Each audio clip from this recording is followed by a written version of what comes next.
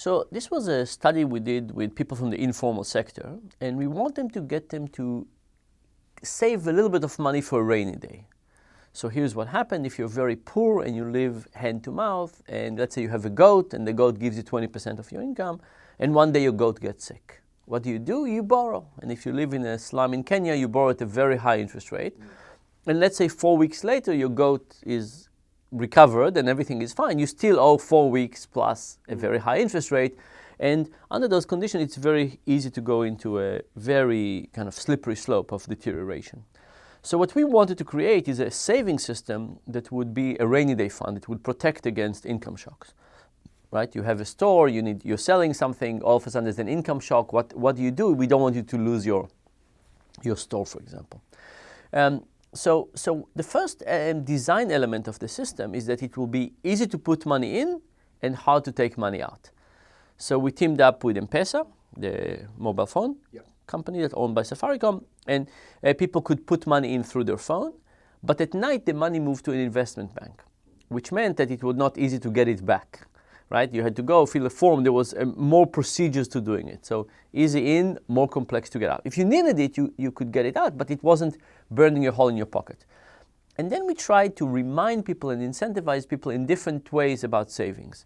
Some people, we send them a text reminder once a week. Some people would send them a text reminder as if it came from their kids. Hi, mom, dad, it will be a good idea to save 100 shillings this week, little Joe, or whatever the name of the kid was. Some people, we gave them 10% match.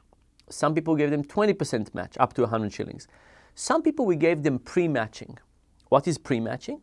Pre-matching is the idea that we put the money first in your account, let's say 10%, 10 shillings, and if you put 100 shillings, you get to keep it. If you save nothing, we take it back. If you save half, we take half back. This is using the principle of loss aversion, the idea that losses loom larger than gains.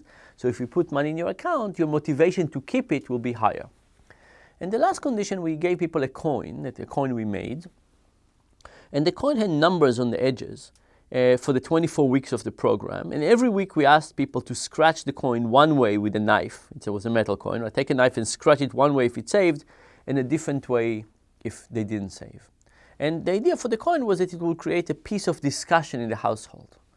Now, what were the results? First of all, reminders help, right? Just reminding people. Reminders from kids help slightly more. Matching helps, but 10% or 20% doesn't matter. And pre-matching is better than post-matching. But the coin was the biggest winner of them all. The coin just created a tremendous amount of saving, twice as much as just pure reminders. Really a drastic effect. Now the question is why? What is the coin doing? And of course, we don't exactly know, and we have lots of ideas how to push it forward. But I think the idea is that the coin creates a representation of savings. Think about it. In our living environment, or anybody's living environment, what is it about your environment that reminds you about saving? Nothing, right? Everything you see around you is all about spending. The coin was a representation of savings. And actually, if we look throughout the week, we send them the message on Thursday, the text message. On the coin condition, people saved on every day of the week more than in any other condition.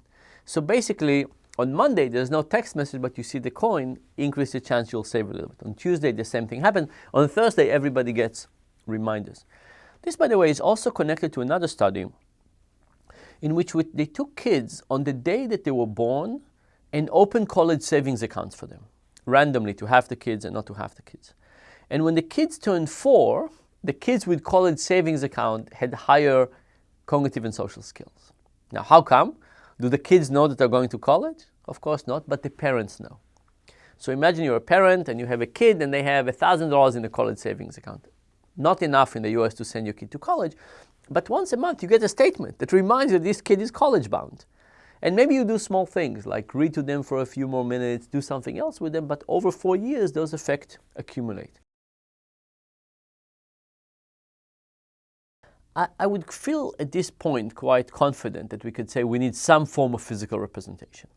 The question, which form of physical representation and how we tailor it to the culture and how do we optimize that. So for example, when I was in South Africa, I saw that very poor men buy funeral insurance, which is incredibly important in South Africa. And they take the certificate, it's a physical certificate, and they give it to their son. And they say, if something happens, you know where it is. Do we put something on the frame of the door so that other people who come to visit see it? Or do we keep it private within the family? What kind of discussions do we want to encourage? Is it just between the spouses? Do we want the kids involved? Do we want the neighbors to know about it? In what conditions? So physical representation has lots of different versions, and trying to figure out which versions maximize the effect of long-term thinking and how they fit in different cultures. That will be kind of the next challenge. Funeral insurance, for funeral in South Africa, this is a signaling mechanism of the family to tell other people how much they care about the dead, and they're using lots of money for that. In fact, the poor use tremendous proportion of their income on those signals. So you might think that the poor don't need it as much.